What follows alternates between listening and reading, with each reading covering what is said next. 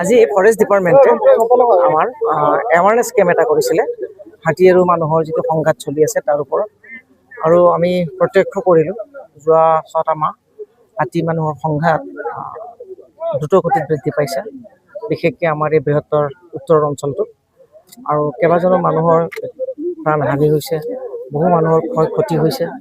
আৰু দিন ৰাতি একাকাৰ কৰি চৰকাৰৰ ফালৰ তৰফৰ পৰাও আমাৰ ৰেঞ্জাৰ চাহাবৰ নেতৃত্বত যিমান পাৰি সিমান তেওঁলোকে সহায় কৰিছে আৰু মানুহে আগবাঢ়ি আহিছে এই হাতী মানুহৰ সংঘাত আঁতৰ কৰিবৰ কাৰণে।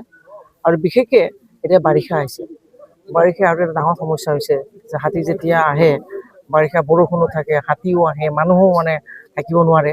গতিকে গোটেই পৰিস্থিতিটোৰ পৰা কেনেকৈ ৰক্ষা কৰিব পৰা যায় এই বিষয়ে এটা বিস্তৃতভাৱে আলোচনা কৰা হৈছে আৰু ৰাইজক এই সম্পৰ্কে সজাগ থাকিবৰ কাৰণে কোৱা হৈছে। আৰু ইলেক্ট্ৰিকেল যিটো ফেঞ্চিং সেইটো কেতিয়াবা হাতীও ইয়াক কি কৰে আমাতকৈ বুদ্ধি হৈ গৈছে। আৰু হাতীয়ে গম পায় যে এইখিনিত ইলেক্ট্ৰিকেল চকটো নহয়, বেলেগ এটাতে হয়।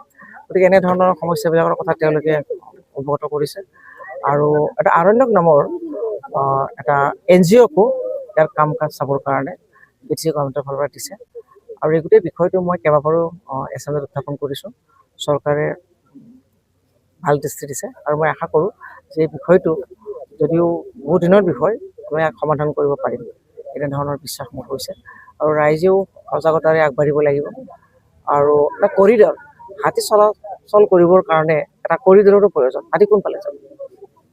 গতিকে সেই ধৰণৰ কথাবিলাকো আলোচনা হৈছে আৰু ৰেঞ্জাৰ লেভেলতো এইবিলাক কথা তেখেতসকলে পাতি আহিছে। ইমানেই আজিৰ বিষয়ে আছে।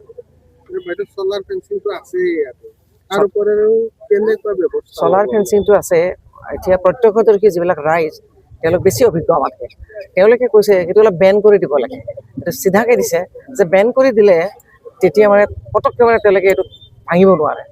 বা তেওঁলোকে কেতিয়াবা আকৌ কৈছে যে গছ আনিও তাতে আপোনাৰ ইলেক্ট্ৰিকেল ফেঞ্চিঙত পেলাই দিছে। পেলাই দি পেলাই লগে লগে ইলেক্ট্ৰিকেল ফেঞ্চিং পৰি গৈছে।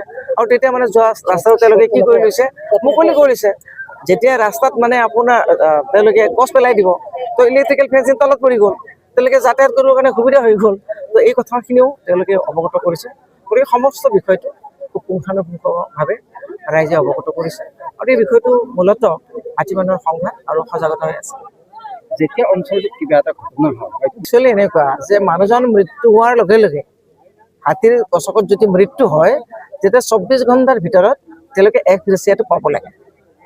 কিন্তু কথাটো হৈছে আজিকালি প্ৰচিডিউৰটো যিমান ইমিডিয়েটলি হ'ব লাগে সেই প্ৰচিডিউৰটোত কি হৈছে, লেপছ হৈছে। যাৰ কাৰণে তেওঁলোকে 24 ঘণ্টা বাদ দিয়ক, তেওঁলোকে 4 মাহতো পোৱা নাই। গতিকে এক্সপিডাইট কৰিবলৈ দিয়া হৈছে। নাম্বাৰ 1, যিসকলৰ খেতি নষ্ট হৈছে তেওঁলোককো ইমিডিয়েটলি পইচা দিয়াৰ কাৰণে প্ৰভিজনটো আছে। গতিকে সেইটো এক্সপিডাইট কৰিবলৈ দিয়া হৈছে।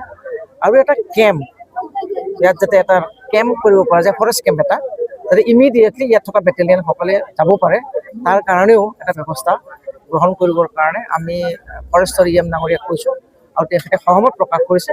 আৰু ইতিমধ্যে সেই প্ৰপ'জেলটিও আমাৰ ৰেঞ্জাৰৰ পৰা DF-লৈ গৈ কোকৰাঝাৰ গৈছে। মই ভাবোঁ যে সেইটো হ'লেও এটা ডাঙৰ সকাহ আমাৰ ইয়াত থকা মানুহৰ কাৰণে হ'ব। খুব সোনকালে যত্ন কৰিছোঁ আৰু মই ভাবোঁ যে সেইটো সোনকালে হ'ব। ইভিন মই সোনকালে কৰিবৰ কাৰণে তেওঁলোকক এটা এষ্টাব্লিছমেণ্টো দেখাই দিছোঁ যে যিহেতু গড় ভিতৰত আমাৰ এটা এষ্টাব্লিছমেণ্ট আছিলে, আমি তেতিয়া ব্লক বনাইছিলোঁ সেইটো 1996-ত। তাৰপিছত এইটো বাগানপাৰালৈ চিফ্ট কৰিলে। গতিকে সেই এষ্টাব্লিছমেণ্টটো আছেই। ইমিডিয়েটলি যদি ফাংচন কৰিব খোজে তেতিয়াহ'লে সেইখিনিও তেওঁলোকে ব্যৱহাৰ কৰিব পাৰে।